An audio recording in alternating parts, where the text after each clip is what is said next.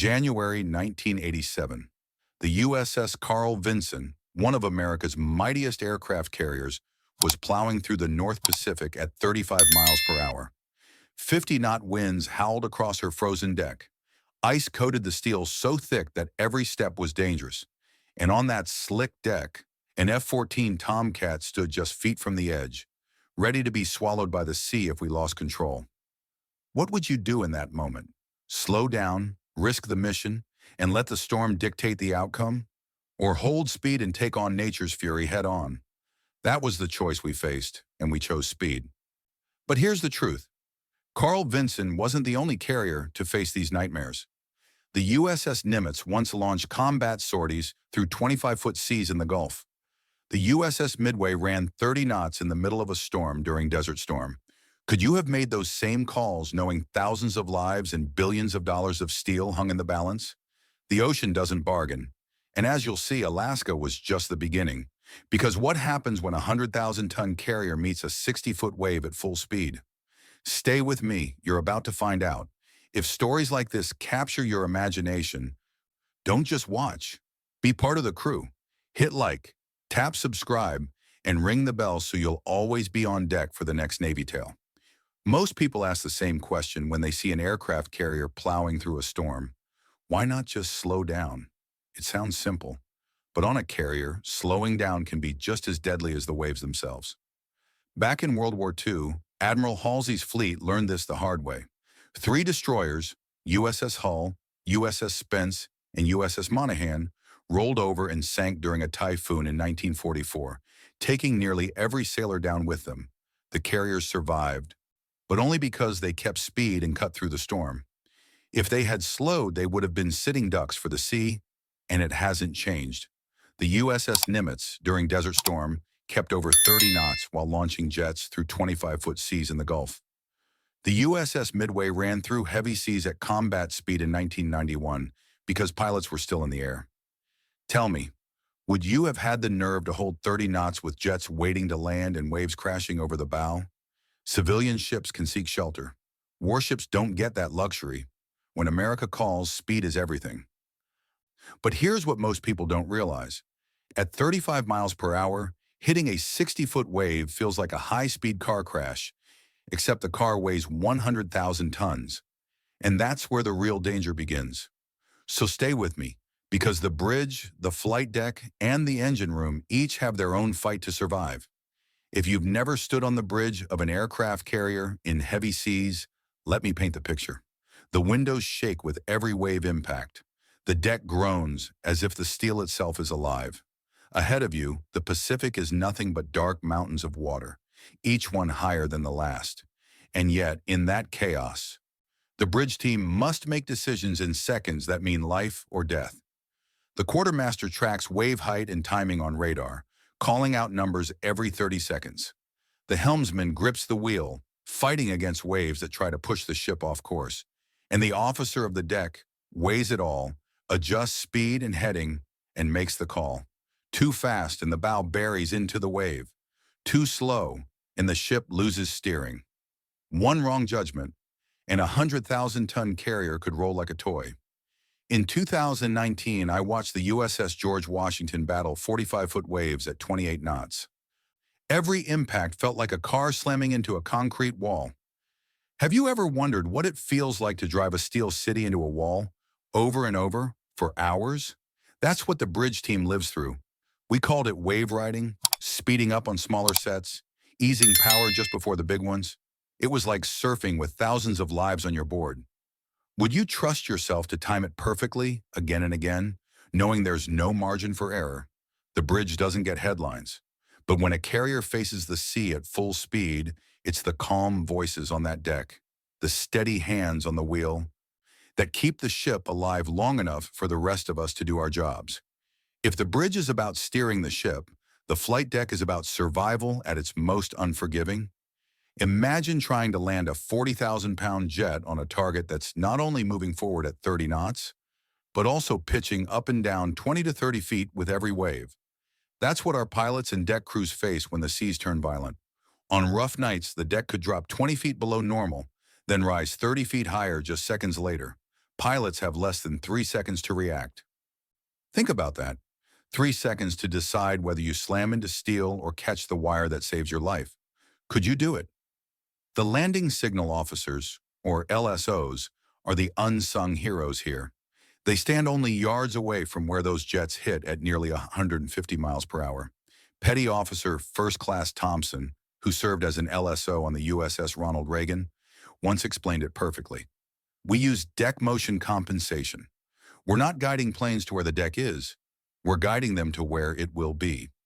That skill is the difference between life and disaster. And when the timing goes wrong, when the deck rises just as a jet touches down, the impact forces are so violent they could rip apart smaller ships.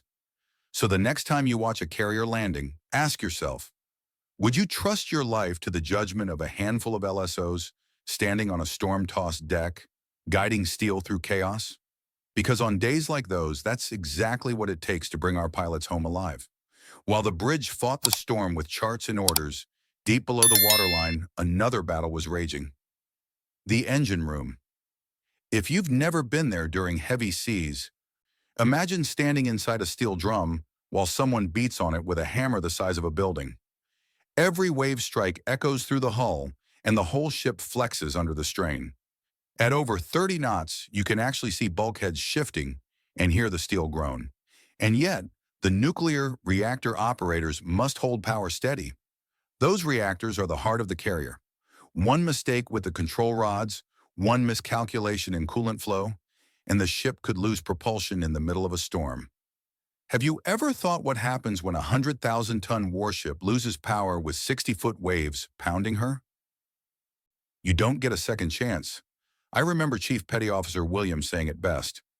When the seas are slamming us, the only option is to keep those reactors running no matter what. That's the mindset. No excuses. Then there were the steam catapult crews. Their job? To launch a 40,000-pound jet from 0 to 160 miles per hour in just 2 seconds. Now try doing that while the deck is pitching and rolling. Keep the pressure too low, the launch fails. Too high, and you could tear the aircraft apart. Down in those spaces, you don't see the storm, but you feel every single wave. And the truth is, without the engine room crews holding the line, the bridge, the flight deck, none of it would matter. High above the engine room and just behind the bridge, another team was locked in their own fight, the navigation team. Their job wasn't about brute force, but about predicting chaos.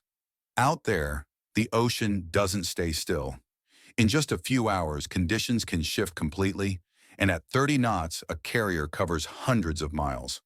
A bad call in the chart room could put the entire ship right into the teeth of the storm. I remember Quartermaster First Class Jackson saying, "Sometimes the safest course adds 200 miles to the journey." But at 30 knots, that's only 7 extra hours. 7 hours is nothing compared to losing the ship. And he was right. During heavy weather, the team worked with meteorologists, updating the route every 30 minutes. They weren't just plotting lines on a map. They were hunting for wave windows, those rare gaps when the seas calm just enough to push through at high speed. Miss that window, and you could find yourself staring down 70-foot waves with no way out. Think about it. Would you trust a handful of sailors with pencils, charts, and weather models to decide whether 5,000 lives make it home? Because that's exactly how it works. No computers, no shortcuts, just skill, judgment, and constant recalculation. And the scariest part? Even the best forecasts can fail. Rogue waves don't read weather reports. They appear without warning, towering walls of water that can break a ship in half. The navigation team lives with that risk every single day, and yet somehow they keep the carrier charging forward into the storm. While the bridge fought the waves and the engineers kept the power steady, another lifeline had to hold: the communications team. In heavy seas, every message mattered. Without clear contact, pilots couldn't find the deck.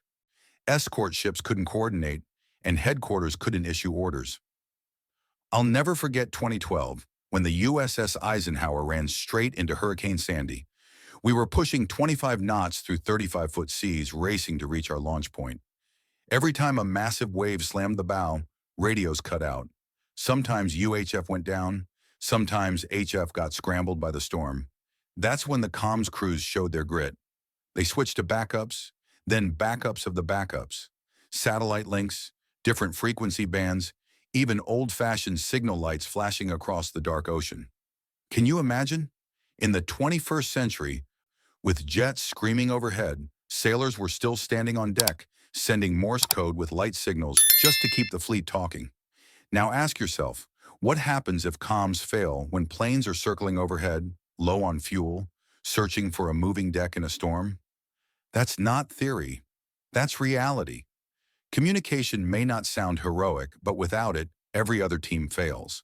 And in storms like Sandy, it was the voices crackling over failing radios and the light beams cutting through the spray that kept the carrier group together long enough to fight through the chaos.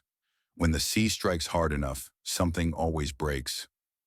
And that's when the damage control teams earn their place in history. Their job is simple to describe but brutal to perform.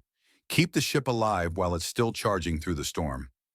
I remember 2008 when the USS Theodore Roosevelt took a massive wave straight over the bow. The impact buckled deck plates like soda cans and flooded 2 compartments deep below. But here's the catch. We couldn't stop. Orders were clear: maintain 28 knots through 40-foot seas. So the damage control teams had to move in, welding, pumping, and shoring up structures while the ship was still being thrown around like a toy. Have you ever tried holding a torch steady while the ground pitches under your feet? Imagine doing it with thousands of tons of seawater crashing over your head. One mistake, and you're the one being carried off with the flood. That's why sailors used to say, damage control isn't a job, it's a knife fight with the ocean. The most terrifying moments came on the flight deck. Catapults twisted, arresting gear bent, and repair crews had to work in the open while jets were still landing. Picture standing on wet steel with 60-foot waves spraying over the bow, tools in hand, while 40,000-pound aircraft slammed down just yards away. Would you have the guts to keep working? Because that's what damage control means. It's not pretty, it's not safe. But without those sailors fighting back the sea, one storm could end a ship that cost billions and carry 5,000 souls. If you think the bridge or the flight deck had it rough, step into the medical bay during a storm. Down there, the war wasn't against waves or engines. It was against time and human frailty. I'll never forget what Dr. Patricia Hayes, who served aboard the USS Nimitz, told us. Performing surgery in heavy seas is like trying to operate in the back of a speeding pickup truck bouncing through a construction site. She wasn't exaggerating. Every lurch of the ship threatened to turn a delicate cut into a fatal mistake. The most common injuries weren't battle wounds. They were broken bones, fractures, and head injuries from sailors being thrown into bulkheads or slammed onto steel decks.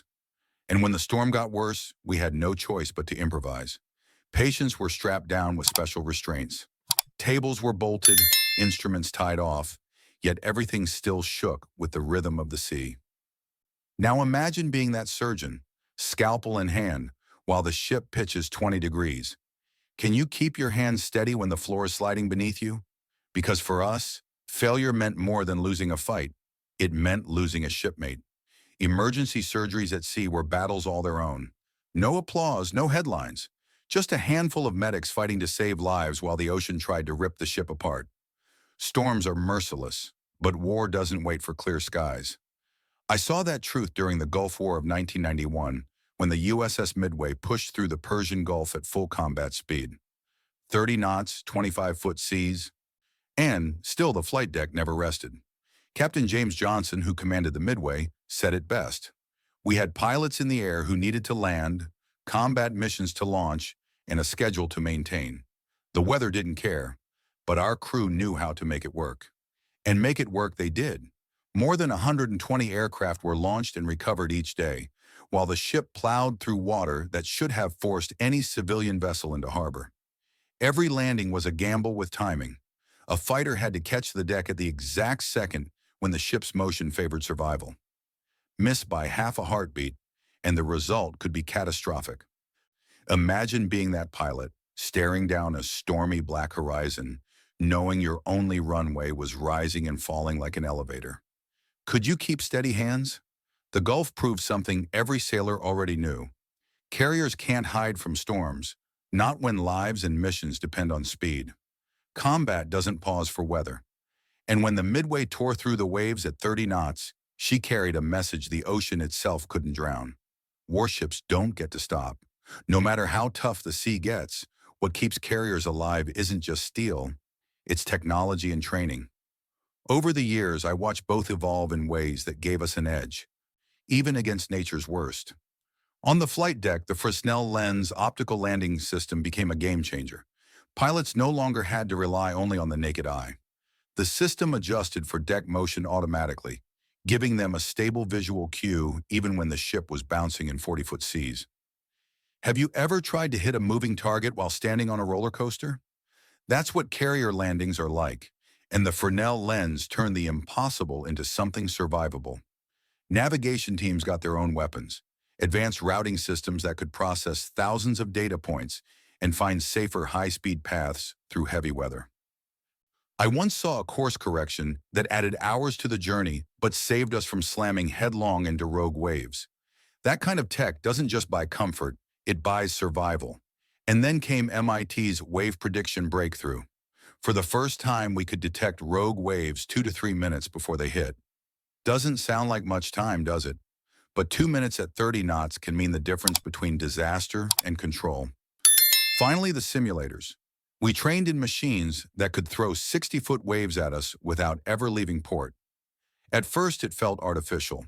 But when the real storm hit, every drill, every scenario paid off.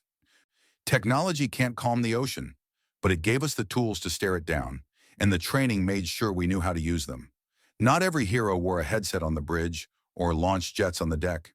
Some wore aprons in the galley or sorted mail in cramped rooms below. The mess specialists who served hot meals in 30-degree rolls, the postal clerks who delivered letters from home, the storekeepers who tied down supplies so nothing broke loose. They all kept the heartbeat of the ship alive. When storms dragged on for days, a plate of hot food or a letter from family could lift spirits more than any order. Without them, even the strongest steel would have felt hollow. After decades at sea, I've learned one truth that never changes. The ocean doesn't forgive. Yet through storms, rogue waves, and combat missions, America's carriers have never been lost to weather. That's not luck. It's the skill, courage, and teamwork of thousands of sailors who refuse to let the sea win. From the bridge officers reading waves like scripture, to reactor crews holding power steady, to LSOs catching jets on a deck that rose and fell like an elevator. Every hand mattered. Even the cooks and mail clerks in their quiet way kept us fighting. So the next time you see a carrier plowing through the waves, remember, it's not just steel, it's people. And those people make the impossible possible. Thank you for sailing with me through this story. If you're proud of these sailors too, hit like, subscribe, and join me for more tales from the sea. Stay safe, and fair winds to you all.